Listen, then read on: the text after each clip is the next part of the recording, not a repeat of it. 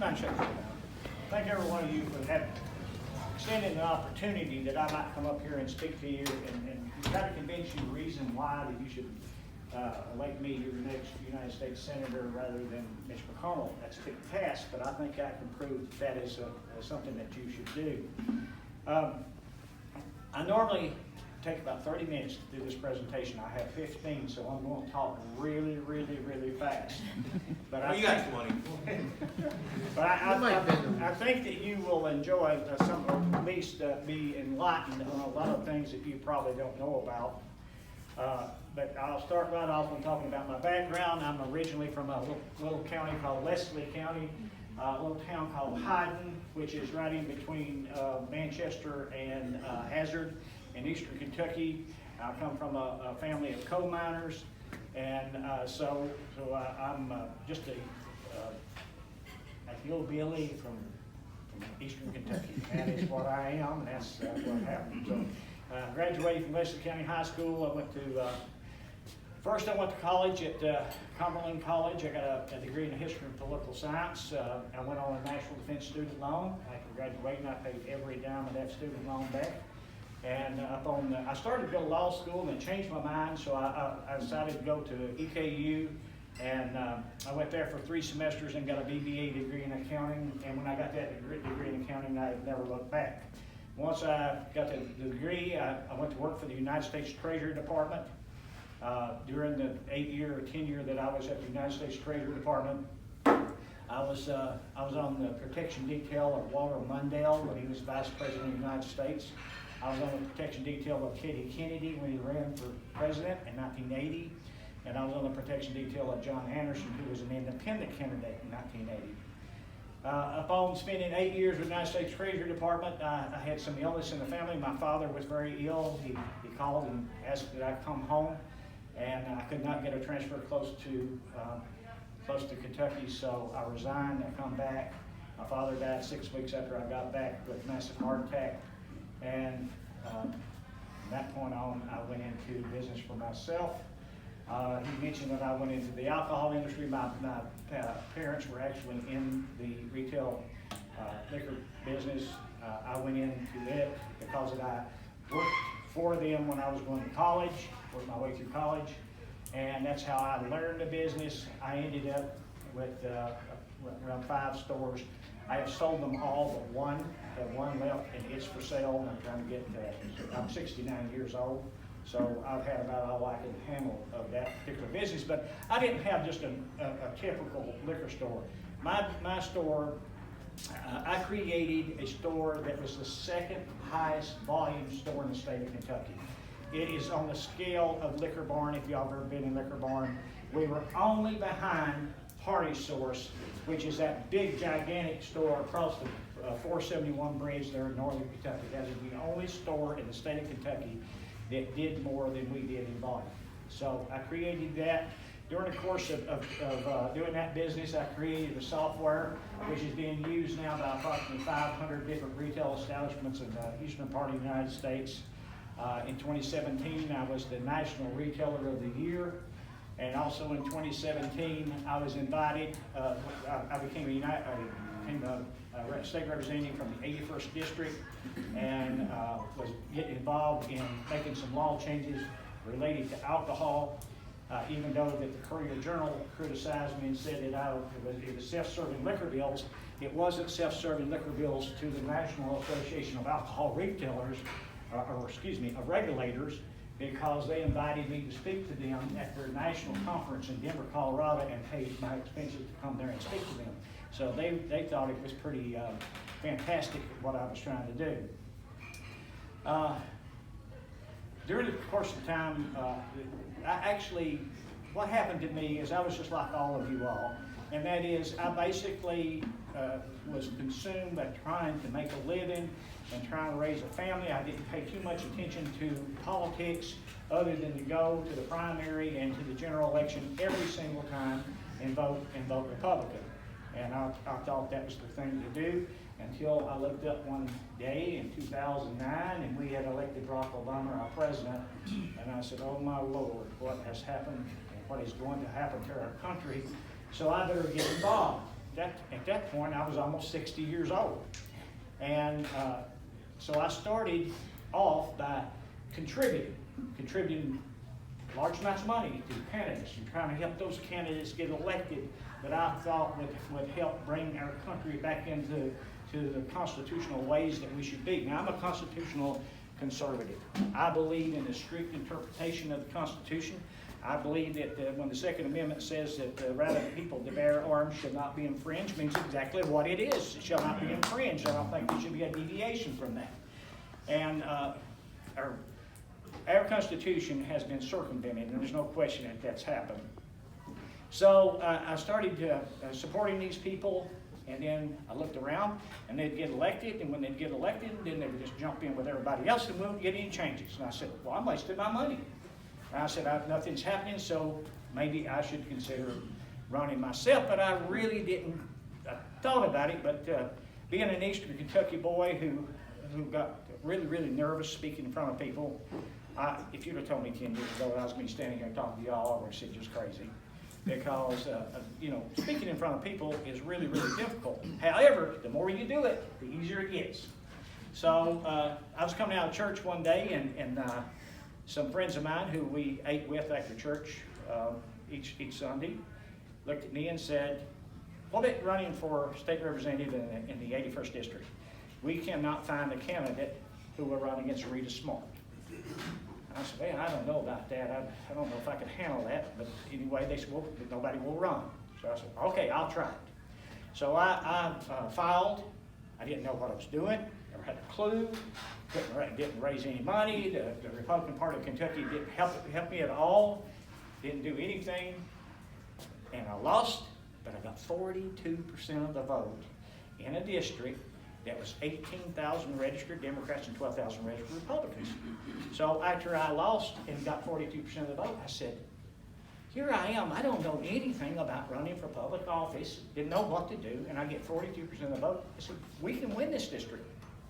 Now, up until that time, that district was held for the previous 48 years by the Democrats. 48 years. So I told my family, I said, I'm going to run again. So come up in 2016 in the primary, and I said, I'm going to run. Well, I'm a constitutional conservative, and I'm not a yes person. I've never been a yes person. And the Republican Party leadership decided they didn't want me to be a state representative, so they handpicked the person to run against me in the primary in 2016. And I ran against that person, and I beat him. And after I beat him, I ran against Rita Smart. At that point, the Democrats had held the office for 50 years.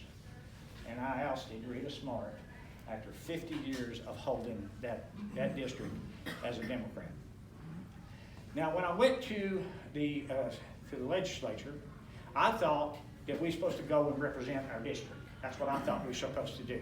And I thought we were supposed to represent people like you, people like me, and we were up there to do what's right by the people. Well, I got a big fooling when I went in that room. I was told that we got to forget all that.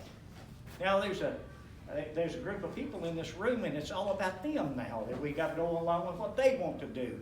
And you elect 5 members of leadership. That leadership decides on what bills are going to be passed, and we've got to be for them. Well, I said, well, I can't do that because I don't necessarily agree with some of these bills. In fact, I'll give you an example of one of the bills I was against. They wanted to, the Kentucky Chamber of Commerce wanted to change the law so that if you were hurt on the job and you got paid workman's comp for that after 15 years you'd be shut off. If you were totally disabled. And I said, I can't do that. I can't shut someone off. How are they supposed to make a living if they're totally disabled? So I voted against that, and they lost that bill.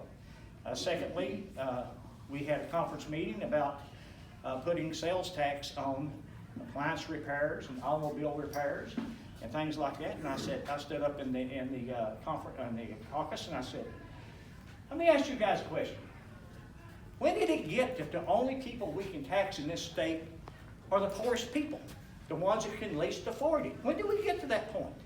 When did we get to, because if the people that have used cars is the ones who's going to have the most repairs on the used car. People whose refrigerators go out and they've got to call a repairman, is the lowest, just normal people, W-2 people. And I said, we can't do that. So I said, I can't be for that. I said, but I'll tell you what I'll do. I said, I ain't never going to be for taxes under any circumstances, no matter what it is, but I will do this. I said, if you put it on lawyers and accountants, I'll vote for it. I will vote for it. And you know what they told me? Hell no. And I'll tell you who told me hell no. Jason Amos. He told me hell no. We'll not do it. And I said, okay. I said, then I'm not voting for it. Him being an attorney. I wouldn't have anything to do with it. They say they don't want to go through all that paperwork, filing all that stuff. That's for other people to do. So anyway, that's basically my background. I did, and y'all probably, some of you remember it, but I was character assassinated really, really bad. Said that I filed self-serving liquor bills. If you look at those bills, and if you notice when they said I served self-serving liquor bills, they didn't tell you what the bills were. Because we have some wholesalers from out of state come in and bought all of our wholesalers up and all that, and then they went and made agreements with the distillers, and then they created a monopoly and tripled the prices in Kentucky. And I didn't think that was right, so I filed a bill to break up that monopoly and say that any wholesaler in the state of Kentucky had the right to sell any product that was certified by the state to be sold. Well, that didn't go along because those people that make all that money, those are the contributors to the people that's making the laws. So that doesn't work very well. They also said that I didn't pay property taxes on my houseboat. I have a houseboat, but if you go check the law, this is the way it is. Any houseboats over 25 foot long and over 5 tons in weight must be registered with the U.S. Coast Guard. It's not registered with the state of Kentucky. Not even registered with them. And it's on a federally compound lake, which is owned by the Corps of Engineers. Now, anybody can tell you that the state does not have any jurisdiction in a federal compound. So it was all propagated, just a bunch of bull that they were trying to character assassinate me. I even had someone to send a chief of police in Barberville to give me a ticket for violating a law that I had took to court and it was declared unconstitutional 2 years before. And then they took and just put all this in the newspapers and in the TV stations, like State Representative Wesley Morgan was arrested in Barberville for violating transporting alcohol beverages in the Gallatin territory. That's what they said. Now, when I went to court, guess who went with me?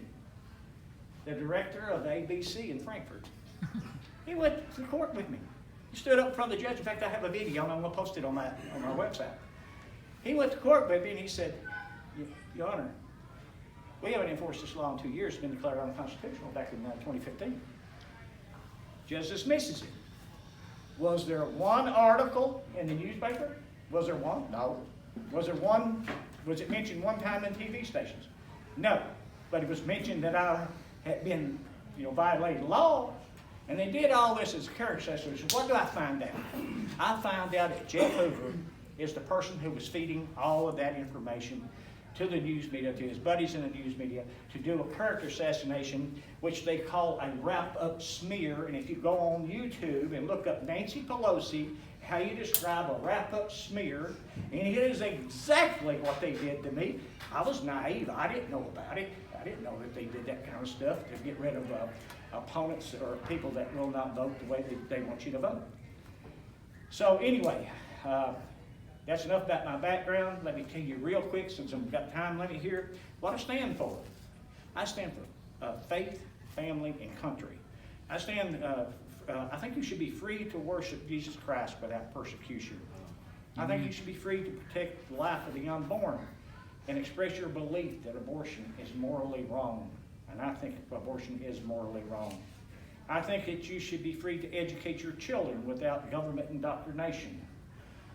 We have had government indoctrination ever since Jimmy Carter created the education department in the federal level in the 1970s, late 1970s, and that is wrong. And that's what's wrong with our kids, and they're not getting trained in civics and American history and even mathematics. You got a lot of kids that can't even make change. Did you know that? Or yes.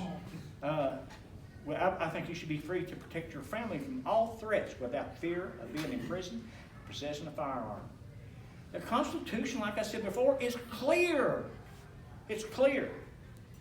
I think you should be free to enjoy the fruits of your labor without being taxed to death. And you all know we are absolutely being taxed to death.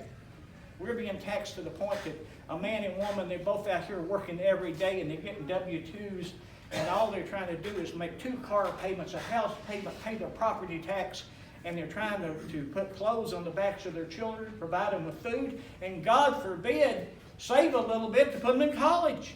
That's all we're trying to do, and we keep getting hammered and hammered and hammered. And they're talking about more tax increases right now in the General Assembly. It's ridiculous.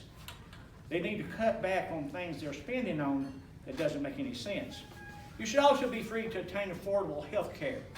Look what they have done to our health care.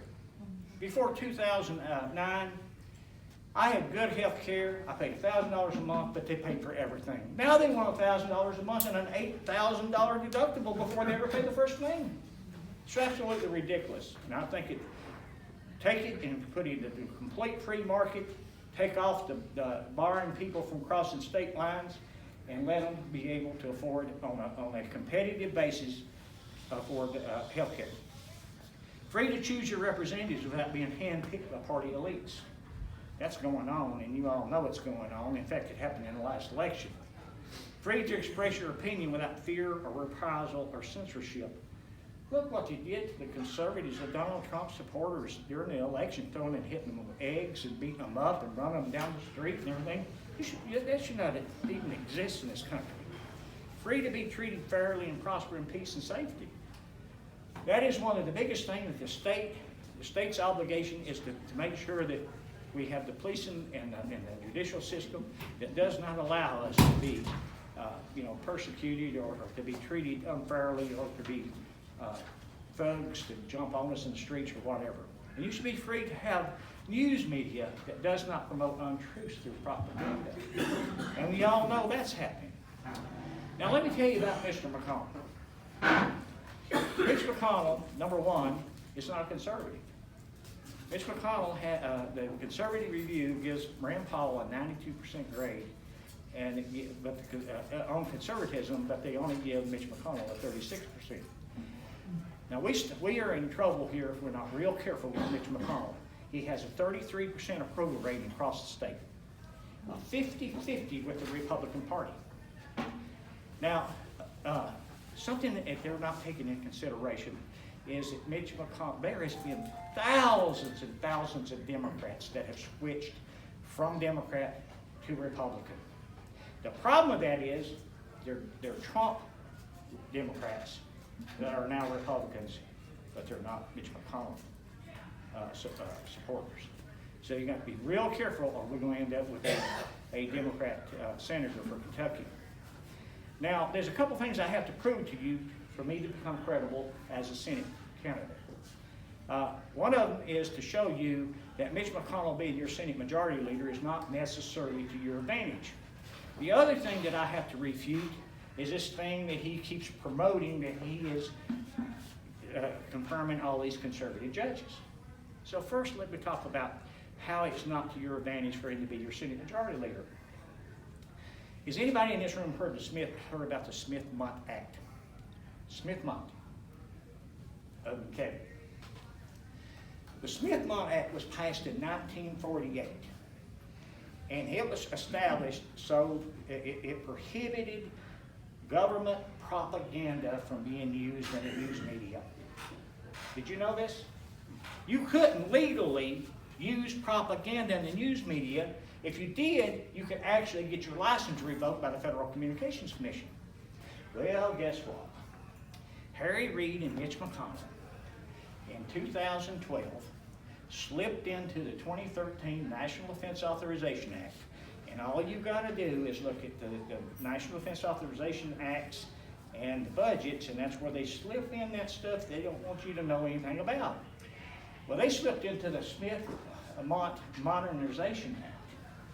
And what that did is that repealed Smith-Mont and allows government propaganda to be used in the news media.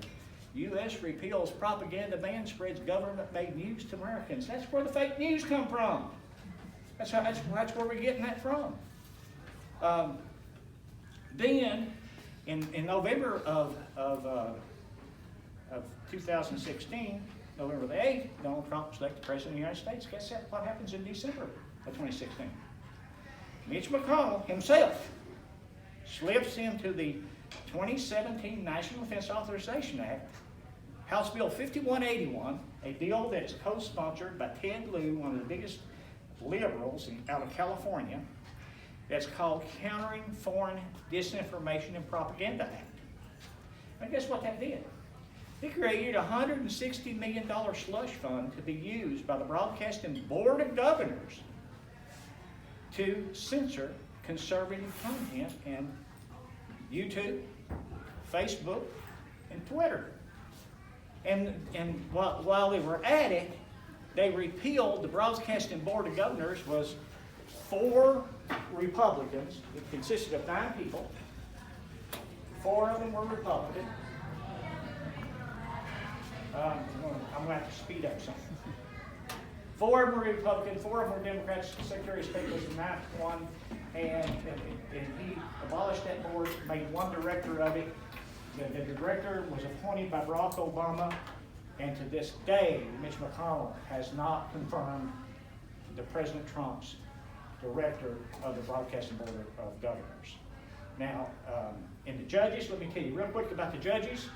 He's touting that he's confirming all these judges, and he is confirming the judges now, but he did not confirm. What about the first 2 years that President Trump was there? Well, they wasn't confirming any judges to mount anything. This past August, he recessed the Senate. And he recessed the Senate. He left a person in the United States Senate in Washington so they would gavel in and gavel out every day so that they would prevent President Trump from doing recess appointments on every one of his judges, every one of his ambassadors, everyone, even this guy that was the director of the Board of Governors on the news media. Every single one of them. We could have had them all on recess appointments, just like Harry Reid did for Barack Obama, but he didn't do it.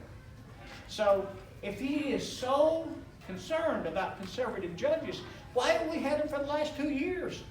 Why are we still getting them? So, how much time?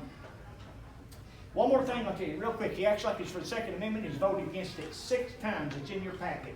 I gave you his entire voting record. You will be astounded at how bad this is. But let me tell you who's in charge of Washington, D.C. Washington, D.C. is controlled by the Congress of the United States. That is the Senate Majority Leader. That is the House of Representatives. Where can you not carry a firearm in this country?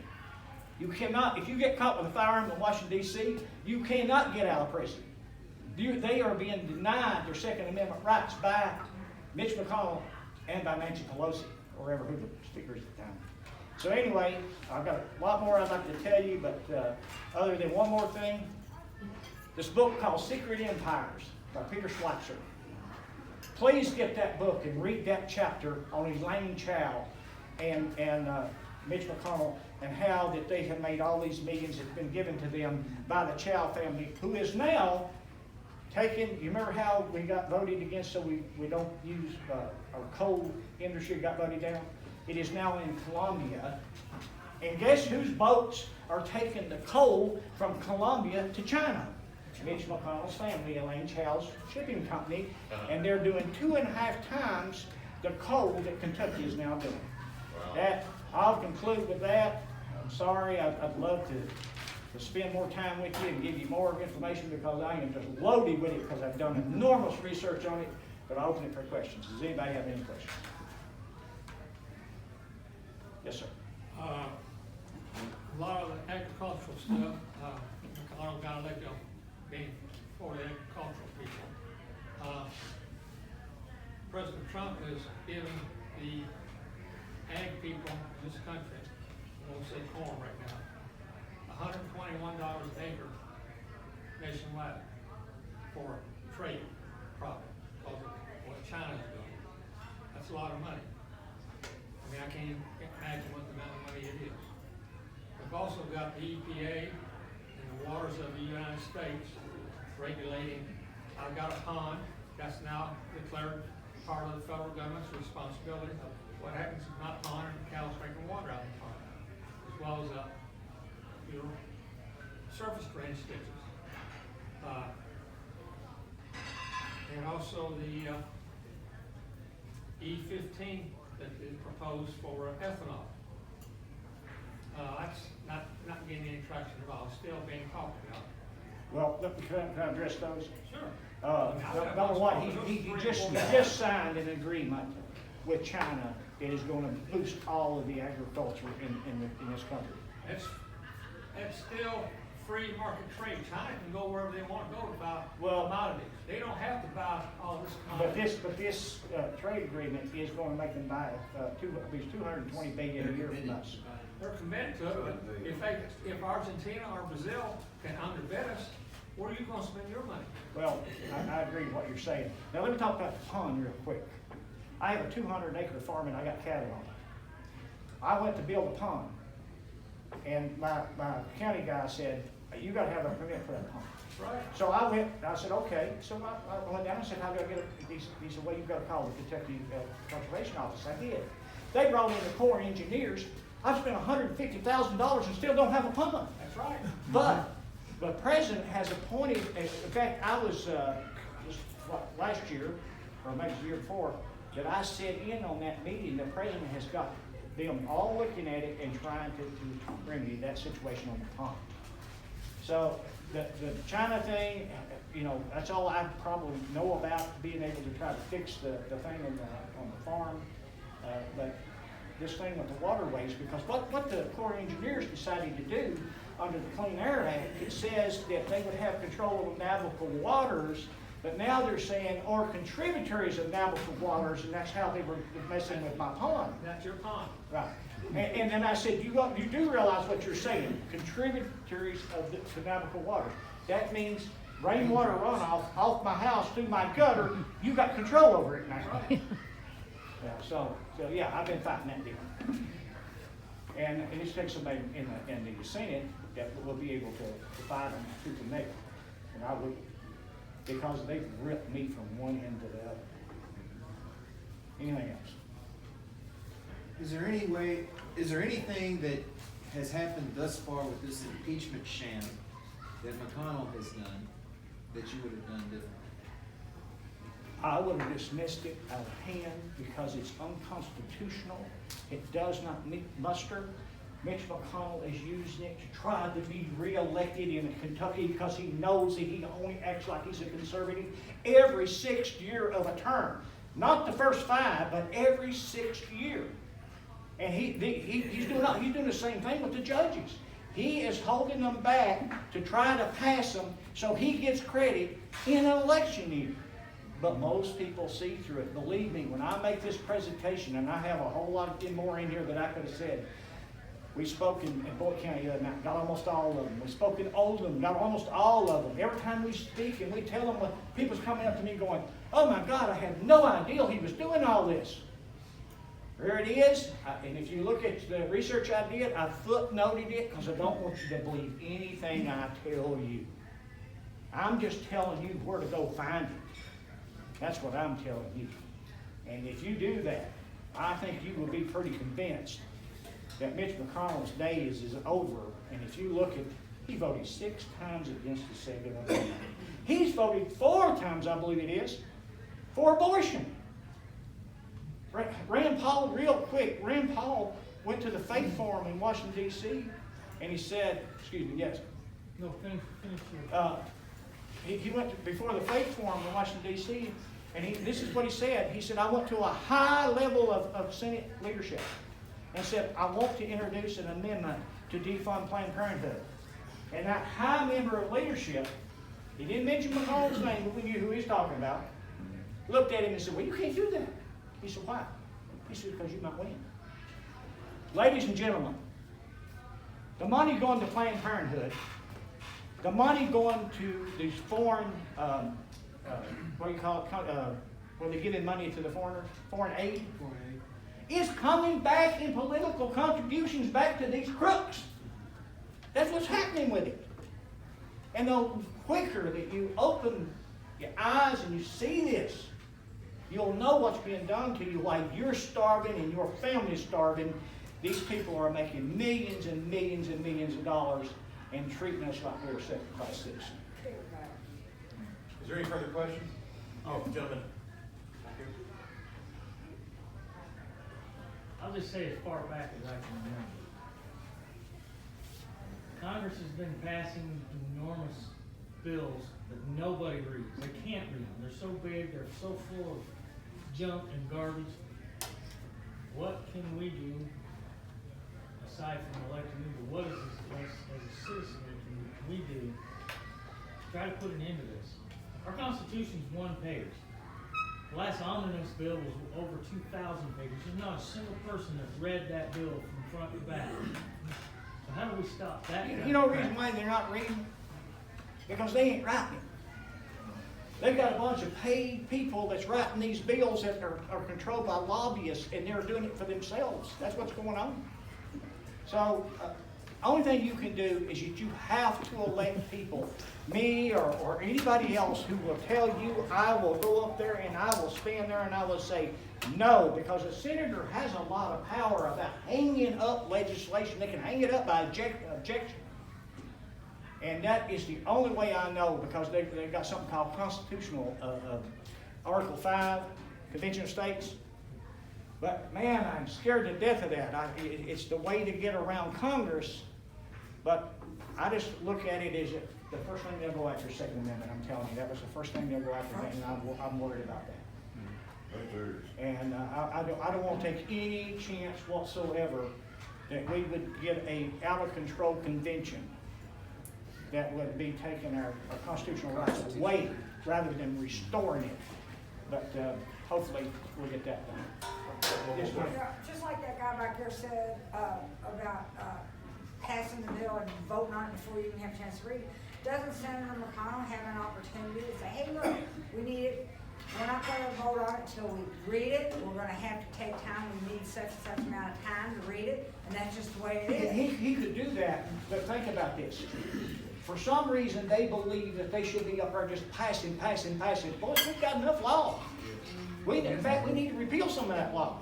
And they've overstepped their bounds to the point that they've got their nose stuck in everything that they don't have any business having their nose in. And that's what we've got to do. Thank you. Thank you, I appreciate it. Thank you, Representative Corey.